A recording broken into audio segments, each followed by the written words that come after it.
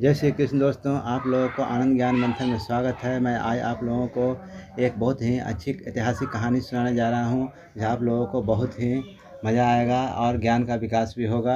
आप इसे ध्यान से बताने जा रहा हूँ कि पृथ्वीराज चौहान कितने शक्तिशाली सम्राट भारत के थे। उनके बारे में एक कहानी मैं आज लेकर आया हूँ, जो आप लोगों को बताने जा रहा हूँ। पृथ्वीराज चौहान एक बहुत ही बहादुर राजा थे और देश को आज भी उन पर गर्व है। एक महान शासक थे और उनके राज में प्रजा बहुत सुखी थी। पृथ्वीराज चौहान और उनकी सेना इतनी शक्तिशाली थी कि किसी में भी उसके राज पर आंख उठाकर देखने का हिम्मत नहीं था। उस समय भारत की धन संपत्ति की चर्चा दूर दूर तक फैली हुई थी। उस संपत्ति को लूटने के लिए कई विदेशी शासक भी भारत पर हमले किए। उसी प्रकार 1190 ईस्वी में मोहम्मद गोरी ने भारत पर आक्रमण किया और उसके मुठभेड़ में पृथ्वीराज चौहान से हुई। और गौरी को पृथ्वीराज चौहान और उसकी सेना की वीरता का अनुमान नहीं था। उसकी सेना बुरी तरह से हार गया और मोहम्मद गौरी देश छोड़ के भाग गया।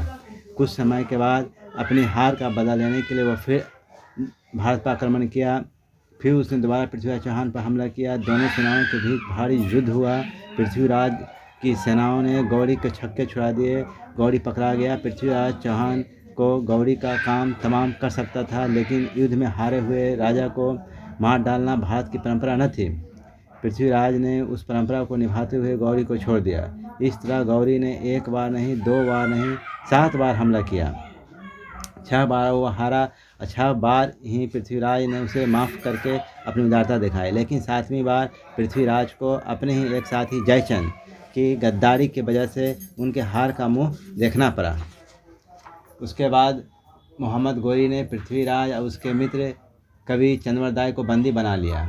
6 बार के अपनी हार का बदला लेने के लिए गौरी ने बंदी गृह में पृथ्वीराज को बंद कर दिया और उसकी आंखें निकलवाकर उसे अंधा बना दिया। कवि जयचंद दाई ने पृथ्वीराज की प्रशंसा में अनेक कविताएं लिखी थी। गौरी ने उसकी कुछ कविताएं सुनी। इस कविता में चंद्रवरदाय ने पृथ्वीराज की कुशलता का वर्णन किया था। किसी शिकार को बिना देखे केवल उसकी आवाज़ सुनकर मार गिराता था। ये उनकी चौहान जी का विशेषता था। पृथ्वीराज के इस कमाल को उसे शब्दभेदी कहा जाता था।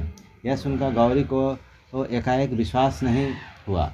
उसने चंद्रवरदाय से पूछा, इस कविता में तुमने जो लिखा है क्या वह सच है? चंद्रवरदाय ने कहा, बिल्कुल सच है। गौरी ने कहा कि हम इस कर्तव्य को अपनी आंखों से देखना चाहते हैं। गौरी ने अपने सेनापति को जेल में पृथ्वीराज के पास भेजा। सेनापति पृथ्वीराज के पास गया और बोला, ए अंधे, सुना है तू तीर चलाने में बहुत ही माहिर है। तू बिना देखे सिर्फ आवाज़ पर ही निशाना लगा सकता है। इस कमाल को सुल्तान देखना चाहते हैं। पृथ्वीराज ने कहा, कह दो अपने सुल्तान से, पृथ्वीराज किसी का गुलाम नहीं है। तुम्हारा सुल्तान कायरों की तरह हमें बंदी बना सकता है, अत्याचार कर सकता है, इशारों पर नचाने के लिए हमें मजबूर नहीं कर सकता है। चले जाओ यहाँ से। सेनापति चंद्रवरदाय से वो कहता है, ए शायर, तू ही अपने मालिक को समझा। तुम दोनों चुपचाप दरबार में हाजिर हो जाओ, वरना बादशाह का हुक्म न मानने पर अंजाम सोच लेना। चंद्रवरदाय बोला, सेनापति मुझे थोड़ा समय दीजिए, मैं अपने मालिक को समझा लूँगा। सेनापति ने कहा, ठीक है, तू समझदार जान पड़ता है। पृथ्वीराज ने कहा, चंद्रवरदाय, मैंने यह क्या सुना है? तुम गौरी का हुक्म मानने को राजी हो गए और यह चाहते हो कि मैं भी उसका हुक्म मान लूँ? चंद्रवरदाय ने उत्तर दिया, महाराज, आपने चंद को नहीं पहचानते हैं। आपने कैसे सोच लिया कि सेनापति से मैंने जो कुछ कहा वह सच है? अपने जीते जी मैंने ऐसा काम कभी नहीं कर सकता हूँ। पृथ्वीराज ने पूछा, तो फिर? चंद्रवरदाय कहा, बस मेरी प्रार्थना है कि मुझ पर विश्वास कीजिए, जैसा कि मैं कहूँ वैसा कीजिए। ईश्वर ने हमें उस अत्याचारी का बदला लेने का अवसर दिया है, इसे खोना नहीं चाहता हूँ। पृथ्वीराज ने कहा, ठीक है चंद, जैसा तुम कहोगे वैसा ही करूँगा। चंद्रवरदाय पहले पृथ्वीराज के कान में कुछ कहता है, फिर स्पष्ट शब्दों में कहता है, महाराज, कल अपना कमाल दिखाने के लिए तैयार हो जाइए। पृथ्वीराज ने कहा, ईश्वर हमें सफलता दे। दूसरे दिन दरबार लगता है। मोहम्मद गौरी पृथ्वीराज चौहान के जीवन का फैसला सुनाने वाला है। गौरी ने दरबार को संबोधित करके कहा, दरबारियों, आज मैंने आप लोगों को एक कमाल दिखाने के लिए बुलाया है। इस अंधे कवि को देखिए। इसका शायर यह दावा करता है कि यह देखे बिना सिर्फ आवाज़ पर निशाना लगा सकता है। जब यह इशारा करें, तो सेनापति कहता है जब हम इशारा करें तुम इस घंटे को बजाना। घंटे की बजते ही कैदी का तीर घंटे के ऊपर जाकर लगना चाहिए, वरना झूठा दावा करने के जुर्म में इन दोनों की मौत के घाट उतार दिया जाएगा। सेनापति बोल उठे, जो हुक्म सुल्तान। गौरी ने कहा, चंद्रवर दाई से अपने मालिक से कहो हम उसका कमाल देखना तैयार हैं। चंद्रवर दाई बोला, महाराज घंटा बजने से पहले मैं आपकी प्रशंसा में एक दोहा सुनाना चाहता हूँ। गौरी ने उसकी बात मान ली और कहा, बहुत खूब, जरूर सुनाओ। चंद्रवर दाई बोला कि 8 बास 24 गज, अंगुल अष्ट प्रमाण, ता ऊपर सुल्तान, मच चुके चौहान। दोहे को पूरा होते ही पृथ्वीराज ने लस साधा और तीर छोड़ दिया।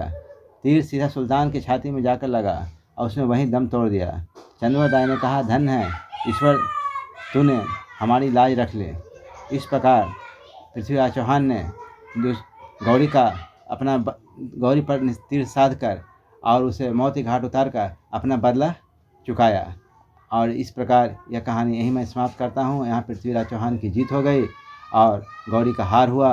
आखिरी अंत समय में भी उसे हार हो गया, पृथ्वीराज चौहान जीत गए। इस प्रकार मैं कहानी को यहीं समाप्त करता हूँ और मैं अगले दिन दूसरी कहानी लेके आऊँगा। मेरी कहानी सुनने के लिए आप लोगों को बहुत बहुत धन्यवाद। मेरे चैनल को सब्सक्राइब कीजिएगा, लाइक कीजिएगा, शेयर कीजिएगा।